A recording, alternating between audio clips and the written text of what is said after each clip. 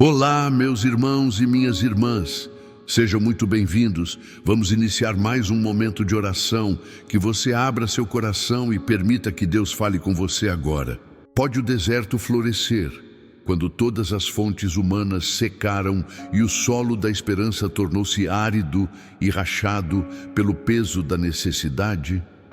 Quantas vezes você se viu diante de portas trancadas, contemplando o vazio de suas mãos e sentindo o peso esmagador de compromissos que não esperam e de dívidas que sussurram ao seu ouvido que o amanhã será de vergonha? É possível que, neste exato momento, o seu coração esteja atravessando o vale da carência, onde a escassez não atinge apenas a sua mesa, mas tenta roubar a sua dignidade e a sua paz. Todavia, antes que o medo se estabeleça como o senhor da sua casa, convido você a entrar em um território de revelação. Existe um Deus que não se limita às flutuações deste mundo, um provedor que chama à existência o que não existe e que se manifesta com maior glória justamente quando o azeite parece ter chegado ao fim. Prepare o seu espírito, pois estamos prestes a compreender que a sua vida financeira não é um barco à deriva no mar da sorte, mas uma área sob o governo daquele que sustenta as aves do céu e veste os lírios do campo. Aquiete a sua alma, pois o céu tem uma resposta para o seu clamor. Para compreendermos a soberania divina sobre a provisão, precisamos retornar aos dias em que Israel vivia sob o ministério do profeta Eliseu, em um tempo de profunda crise espiritual e material. O cenário era de uma nação dividida, onde a idolatria tentava corromper os fundamentos da fé e a injustiça social deixava os mais vulneráveis à mercê de credores impiedosos. Naquela época, a dívida não era apenas um fardo financeiro, mas uma ameaça à liberdade. O devedor que não pagasse poderia ver seus próprios filhos serem levados como escravos para quitar o que era devido.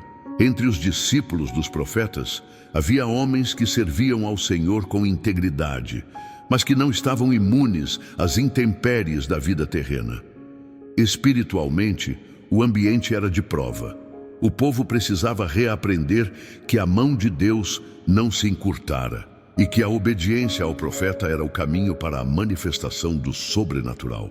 Foi em meio a este cenário de luto e ameaça iminente que uma mulher, cujo nome o tempo ocultou, mas cuja fé tornou-se eterna, viu-se diante da maior encruzilhada de sua existência: o falecimento de seu marido e a chegada do credor à sua porta. Imagine o silêncio pesado daquela casa humilde. Sinta o cheiro da terra seca e o som do choro contido de uma viúva que olha para seus 2 filhos e vê neles não apenas o futuro, mas o alvo da ganância de quem vem cobrar o que ela não tem. O marido, um homem que temia ao Senhor, partira, deixando para trás nada além de uma dívida e o vazio. Ouça o som das sandálias do credor batendo no chão, o som da autoridade que não conhece misericórdia. Desesperada, ela corre ao encontro de Eliseu. Sinta a angústia em sua voz ao clamar que o servo do profeta morrera e que os filhos seriam levados. O profeta não lhe entrega ouro, mas lhe faz uma pergunta que sonda a essência de sua fé. Dize-me, que é que tens em casa? A resposta dela é o retrato da escassez absoluta. Tua serva não tem nada em casa, senão uma botija de azeite. Eliseu ordena que ela peça vasos emprestados a todos os seus vizinhos, vasos vazios, e que não sejam poucos. Imagine essa mulher e seus filhos batendo de porta em porta, recolhendo recipientes secos, enquanto a dúvida tenta sussurrar que aquilo não faz sentido. Eles entram em casa e fecham a porta. No segredo daquele quarto, a viúva começa a verter o pouco azeite da sua botija. Sinta a emoção no momento em que o fio dourado de azeite toca o fundo do primeiro vaso. E não para. O milagre acontece no silêncio do isolamento. Ela enche 1, 2, 10, 20 vasos. A fonte não seca enquanto houver um recipiente pronto para receber. Quando o último vaso está cheio, o azeite para. Ela não apenas pagou a dívida, mas viveu do resto com seus filhos. O cenário de escravidão foi transformado em um memorial de abundância.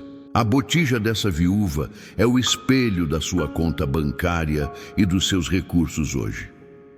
Muitas vezes dizemos a Deus que não temos nada, focando no que falta e ignorando a semente que Ele já colocou em nossas mãos. O silêncio de Deus, enquanto o credor se aproxima de sua vida, não é um sinal de abandono, mas a preparação para que você aprenda a multiplicar o pouco sob a bênção do Altíssimo. A vida financeira, sob a luz das Escrituras, é um campo de batalha onde a confiança é testada.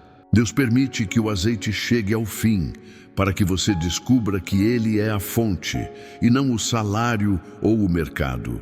Existe uma esperança que floresce quando entendemos que o Senhor se importa com as nossas dívidas e com o sustento da nossa casa. Ele é o Deus que multiplica o pão e que faz a viúva de Sarepta e a viúva do discípulo dos profetas testemunharem que o pouco com a bênção é muito, mas o muito sem Deus é nada. A escassez que você vive agora é o vaso vazio que o Senhor pede para que Ele possa encher com a sua provisão sobrenatural. Como então agir quando os recursos terminam e as contas batem à porta? A história do azeite nos ensina que o milagre exige movimento e obediência.